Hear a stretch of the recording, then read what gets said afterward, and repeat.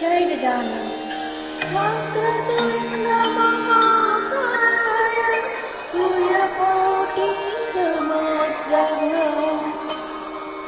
निर्विघ्नं कुरु मे देव सर्वकार्येषु सर्वदा। श्रीगणेशाय नमः।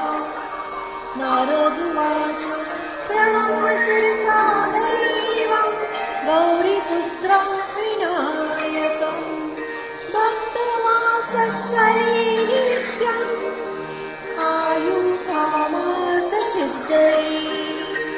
प्रथमं वक्रतुण्डं च एकदन्तं द्वितीयं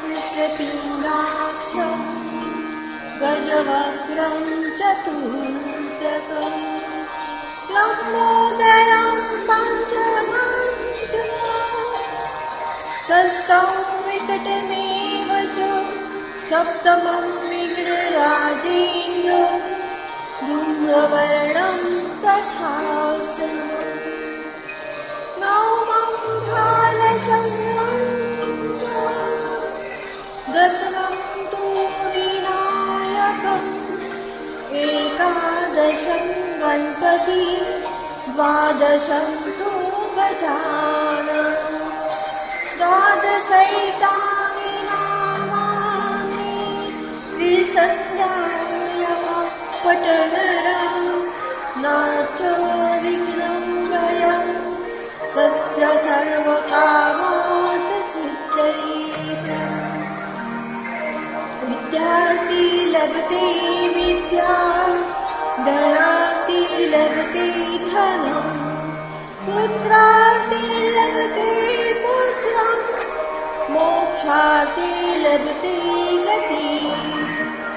जपेत् गणपति स्तोत्रं षड्विमासं फलं लभते